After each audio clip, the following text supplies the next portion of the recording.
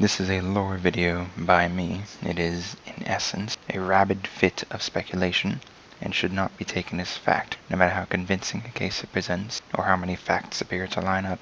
Ultimately, it is only ever the game itself that can be correct, and the interpretations of fans are nothing more than the grasping of blind fools. That said, I've done a pretty good job of convincing myself. This video could be called a wager more than a theory. I'm making a guess towards the theme and lore of the second DLC for Dark Souls 3 and what impact it may have on the story as a whole. If I am correct, the possibilities are staggering. If I am not, then I'm still just another fool on the internet, and it wouldn't make a difference. Long story short, my guess is that, at some point, the bed of chaos fell into the abyss. The rest of the video covers evidence of this in the game, uses past examples of similar things occurring, and speculates on the possible ramifications of it all. In my first playthrough of Dark Souls 3, before I'd even reached Firelink Shrine, I was immediately struck with a question. Why is the darkness burning?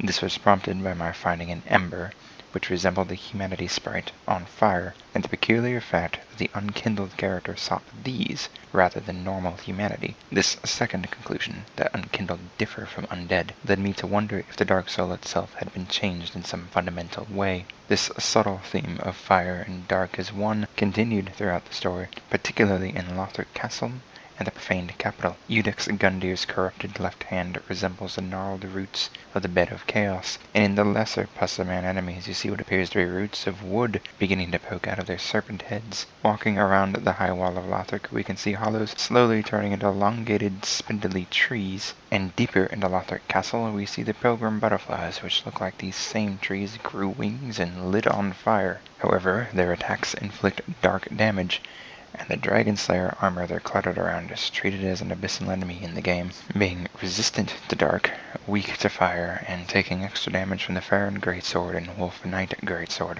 Near the profaned capital we find an item and a spell, the Profaned Coal and the Profaned Flame Pyromancy. This coal, despite appearing on fire and referencing flames, only unlocks the dark, hollow, and bleeding infusions, and when given to Andre he says, "It's much too dark," and he sees the abyss in it. The Profaned Flame spell, on the other hand, is itself a pyromancy that inflicts fire damage. This would seem to contradict.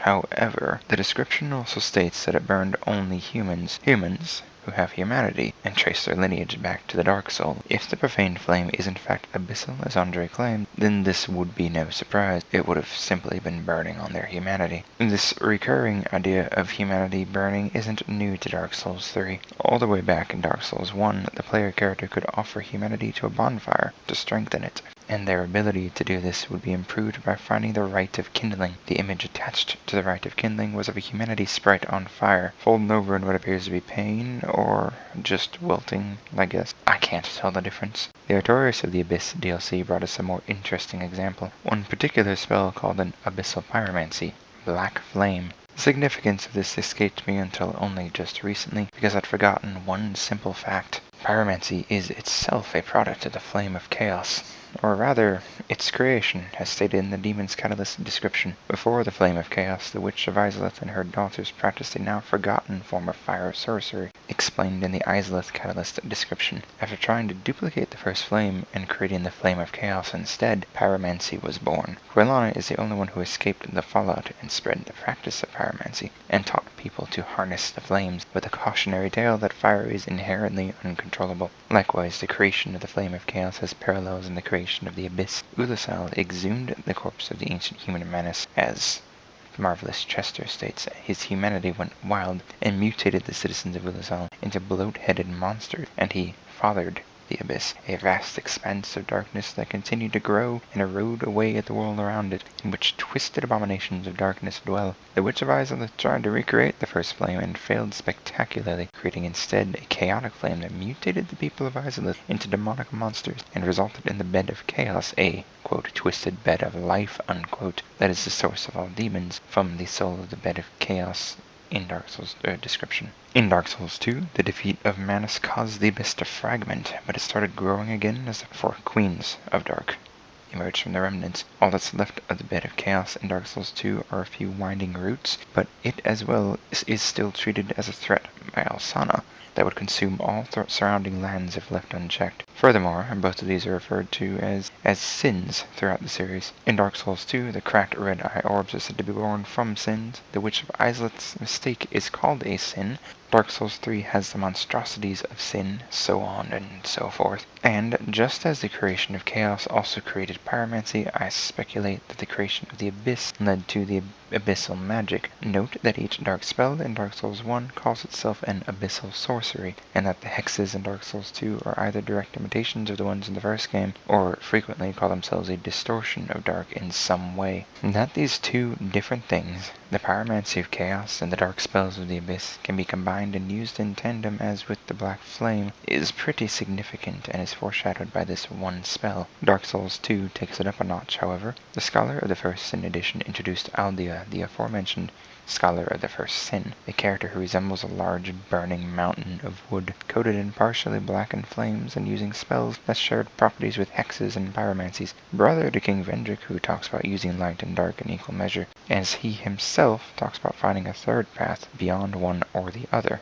Another character, Nadalia, was literally an abyssal creature on fire and using pyromancy in a game that never directly acknowledged any overlap between the two. The pyromancies of Aigil and Nadalia, which look partially dark, are not classed as hexes and do not deal dark damage. Dark Souls 3 takes the cake, though. In this game, pyromancy now scales exactly the same as dark magic, and there are now 3 different pyro hexes which deal dark damage, one of which is the returned Black Flame. All 3 of these are referred to as abyssal pyromancies and are cast using an actual, tangible flame born from the creation of chaos. The profaned flame, being supposedly abyssal in nature, is nonetheless a pyromancy that deals fire damage and is cast using a pyromancy flame. What separates Dark Souls 3 from the others is that this combination of fire and dark seems to be happening on a much larger scale. Take, for instance, the entire profaned capital. Here the profaned flame was created, an undying flame that burned only humans. Its creators were a group of sorceress oracles who then went on living without care, quote unquote. Seeing as that description comes from an item dropped by an abyssal creature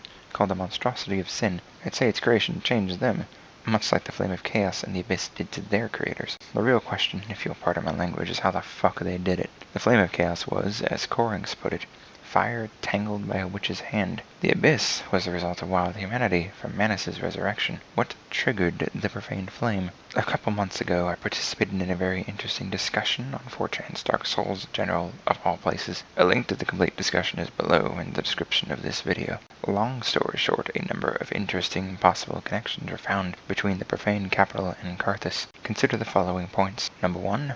Yorm was the descendant of an ancient conqueror. Wolnir is one such conqueror. Number 2, Wolnir is a giant, as you can tell from the human skulls he wears like a necklace, and the great sword he wields like a dagger. 3, the profaned capital was scorched by a flame with some relation to the abyss. Wolnir fell to the abyss, and the rest of Carthus may have as well. Number 4, Carthus catacombs are above the old demon ruins. In Dark Souls 1, the demon ruins were next to Lost Izalith. Where the heck is Lost Izalith? Number 5, the kingdom of Carthus was not based out of a catacomb. They had a desert, they had sands, and they had a king. All of this is missing. 6. The main area of Carthus may have been built over the ruins of Lost Izalith, like its catacombs are built over what's left of the demon ruins. And 7. The profaned capital heavily resembles Lost Izalith. When the whole map is examined in a viewer, you can see an unused, removed tunnel where Irithyll Dungeon would have been connected to the demon ruins. Although it's been removed, the two are still adjacent to each other, and Irithyll Dungeon is within spitting distance of the profaned capital. Long story short, from the information we're given, it's possible that the profaned capital is a remnant of Carthus, and that Carthus may have been built over Lost Izalith. This connection between Carthus, the profaned capital, Lost Izalith, and the abyss is what eventually led to my own theory, which you're being subjected to right now. But if all of this were true, then wouldn't there be physical evidence of the abyss in and around the profaned capital? As a matter of fact, there is. In the description of the Jailbreaker's Key, it states that the window offers a view of the profaned capital and a bottomless black pit below it. Now, not every bottomless black pit need be the abyss, of course, although that is a literal definition. But notice also the monstrosity of sin enemies, who are a special non-respawning enemy that appears only in that area and take extra damage from weapons, with bonuses against abyss creatures, and also the large amounts of toxic fluid that is otherwise only found in Osiris's garden, where a half-dozen pussive men crawl about. Pussive men. Pusses of men. A bottomless black pit, combined with abyssal beings and environment hazards commonly found in other abyss-corrupted areas, can be none other than the abyss itself. Now for the interesting part. Lost Isolate also housed the Bed of Chaos, as you know. If Karthus fell to the abyss, the Bed of Chaos, the life-bed of demons, could have fallen in with it. This would further explain why demons are said to be a dying race, even though by all appearances the Flame of Chaos was still going strong in Dark Souls 2, just like the abyss was. Their life-bed and source falling into a supposedly inescapable location might put a damper on their continued survival. Furthermore, the Heart of Chaos falling into the heart of the abyss, what sorts of implications would that have? Both are described as the product of sin, both have apparently corruptive, contagious, and mutative properties, and both are apparently capable of mixing and being used together, and are used in a similar manner, intelligence and faith. Drop both of those into the same pot, and of course the obvious would happen, or so you'd think. The darkness of the abyss, the fires of chaos, the serpents of the abyss, and the winding roots of chaos. We actually see evidence of this in the game itself. A new class of undead born and seeking fire, gnarled tree-like growths coming out of supposedly dark creatures and undead, the pilgrim butterflies, and even the profaned flame. The unison of light and dark, espoused by Vendrick and embodied in Aldea, takes form. Speaking of Aldea, what was left of the Bed of Chaos was also beneath Alium Loith, which may imply Irithyll is built over its ruins as well. This, of course, brings up another matter. Londor's usurpation of fire ending is supposedly separate from the Betrayal or Age of Dark endings, and now we can imagine how. By taking a creature of fire, the Unkindled, and giving it the power of darkness, the Dark Sigil, you end up with a thing that can properly use both, and rule in a new age distinct from the others. The question is what Cath had to do with it. He was a mentor of the Sable Church's 3 founders and guided them to this plan. He, apparently, anticipated the Unkindled, then figured out a way to combine fire and dark, when before he was only about the Age of Dark by itself. Did he get the idea from Aldea, or is he the one who gave Aldea the idea in the first place? Did Cath engineer the downfall of Karthus by introducing them to the Abyss and Dark Pyromancies, knowing what would come of it, or was it just a happy coincidence he took advantage of? Speculation, a lot of it, but I don't know, I believe it to be surprisingly plausible. I almost said implausible. This also brings to mind the Abyssal Dragon mentioned in the new Millwood equipment. My first thought was Calamita, who was last seen in the same area as the Abyss, and breathed fire with similar properties and appearance to Abyssal magic. It didn't do fire damage, oddly enough. Then I remembered the dragon-like pus of man. Dragon-like in the sense that snakes don't have hands, and yet these do. Combined with the fire of chaos, an especially large pus of man, appearing like a serpent with limbs and breathing fire, could rightly be called an abyssal dragon. That the Millwood Knights worshipped the earth instead of fire or dark may be telling, in this case, when your arch-enemy comes from both. So what are the possible ramifications of such a thing happening? Separately, the Abyss and the Flame of Chaos are treated as world-ending disasters. There's no question as to how powerful they'd be if united. Remember that Gwyn, arguably the most powerful entity in the game to date, was only ever just fire. Beyond that, the root of pyromancy merging with the root of abyssal magic could result in pyromancy uniting with the other spell schools. Recall that dark magic spans all schools, and the original fire magic was once a type of sorcery. The profane flame, which may potentially be this combination of abyss and chaos, is apparently largely intelligence-based. The spell itself is the only pyromancy with requirements that are purely intelligence, even with 0 faith. And the immolation tinder, a weapon enchanted with the profane flame, has fire damage that scales only with intelligence and casts sorceries. This would naturally suggest that pyromancy may die out with the disappearance of its source, but be replaced by burning versions of formerly abyssal spells. The abyss and its magic may as well disappear, being replaced by a fusion of chaos and abyss. What's left of the Bed of Chaos may merge as what's left of Manus, and may result in a creature that shares the themes of each, such as tree-like parts, an oversized left hand, various serpentine qualities, etc. Or, to put it more directly, a giant serpentine tree, such as the Old One of Demon Souls.